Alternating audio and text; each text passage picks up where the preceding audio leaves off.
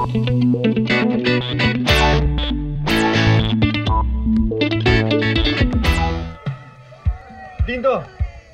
Anak, wala ka pa pang nililigawan? Alam mo ako, 9 years old pa lang ako. Nagpapadala na ako ng bulaklak doon sa kapitbahay kong babae. Si Pichi ba hindi mo type? Daddy? Alam mo anak, hindi pwedeng puros libro na lang. Yung mga libro, gamit lang yan eh, mga bagay lang yan eh. Hindi gumagalaw, hindi mo nakakausap. Naintindihan mo ba ako? Hindi. Okay anak, let me explain. Alam mo, pag nagbabasa ka ng libro, imagination mo lang yung tumatakbo eh. Ha? Diba?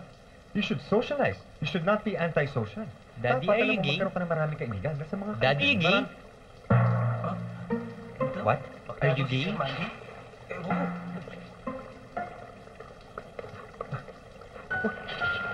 What are you talking about? I'm not gay.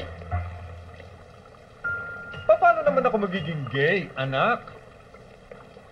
Ano bang libro binabasa mo ngayon? Pag-usapan natin. Pati pa ba naman ako bebenta mo ng insurance? Kumuha na siya ang misis ko, di ba? Personal ito, Marlon. Hindi nga alam ni Greg nandito ka. May problema ba? Alam mo, Marlon, naiintindihan ko naman yung trabaho ninyo eh. Alam ko rin naman na kung saan-saan kayo nadidetail, di ba? Alam ko rin na iba-ibang klase mga tao, mga binibentahan nyo ng gamot. Pero di ba, hindi natin maiiwasan kung minsan yung may mga nag-OJT na mga dalaga. At gusto mong malaman kung may babae si Greg? Ang bilis mo? Oo.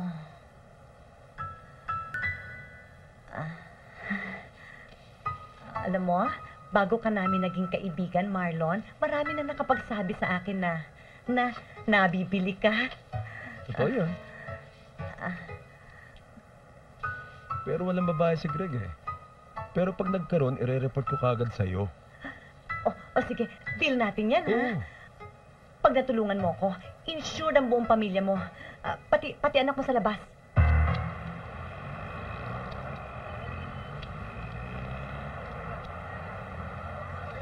May nakikita ko rito letter I at saka letter L.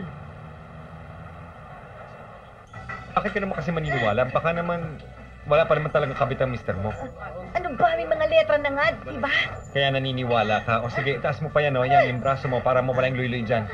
Lily, Laila, Elisa. Ang dami naman kasing pangalang may IL eh, di ba? Ay, telepono. Uy, ano ba? Sandali si Luis. Hello, Luis? Sa tingin ko, pilit pinapapangit ng anak ko ang sarili niya just to spite me. Luis, tinawagan mo ko para dyan. Matagal na nating alam yan. Sayang lang ang battery ko. Mandy!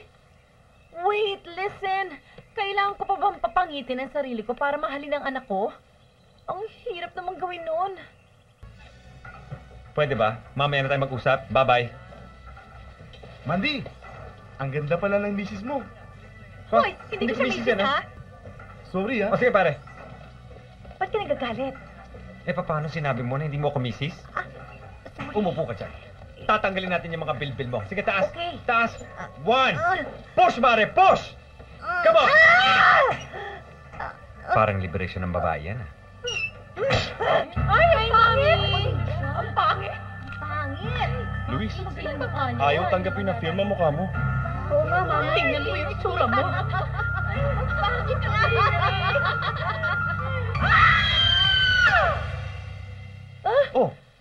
Bakit? Kaya naman pala ako nagkaka-nightmare eh. Tinititigan mo ako. Honey, relax.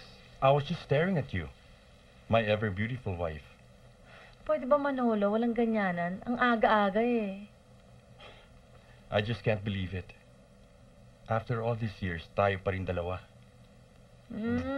Ano mo yung pagka-sweet mo? Masyado ng OA. Tigilan mo nang ha. Nasasakal ako. Anak, hotdog oh. Ayoko niyan! Oh, kunin mo yung hotdog ni Mami. Ano ba gusto mo? Ha? Lola, gusto ko po nun! Ay, may hotdog naman si Mami ah. Talaga itong batang to. Bigyan mo nga ng isa.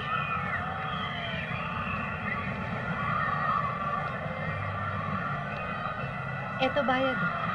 Oh, saan mo ba gusto pumunta? Ha? Oh, teka, huwag mo ba dahil? Mami, gusto ko doon. Doon tayo, maraming chips.